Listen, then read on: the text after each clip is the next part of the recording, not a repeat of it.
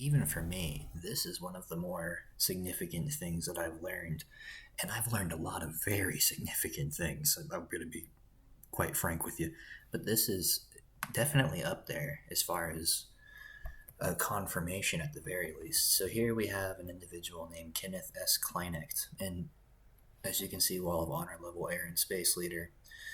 This individual, let's see where the information's at. To say he's involved with NASA wouldn't quite do it justice.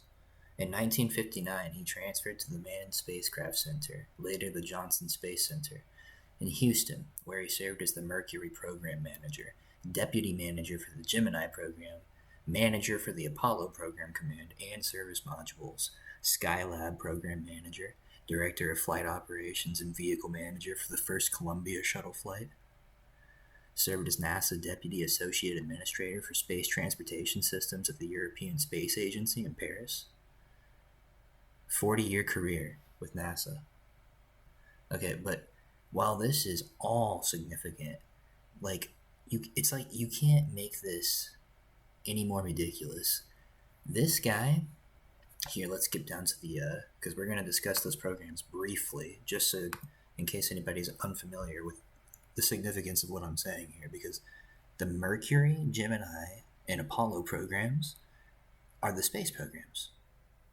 So, Mason,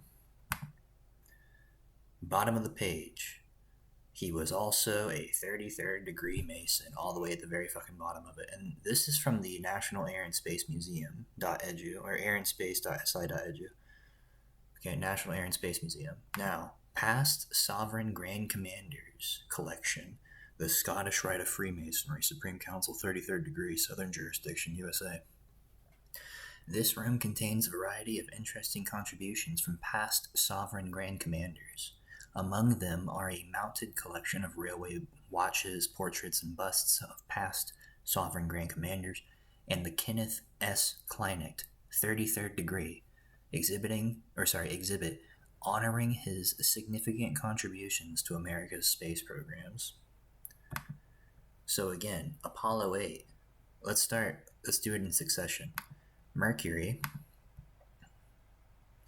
United States' first man in space program. Following Mercury was Gemini, NASA's second manned spaceflight program, serving as the crucial bridge between the Mercury program and the Apollo lunar missions.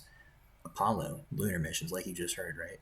They were all managed directly by a fucking Sovereign Grand Commander, the 33rd degree of the Scottish Rite of Freemasonry. Like, you can't make this shit up. You know what I mean? I'll let that speak for itself. I feel like that's enough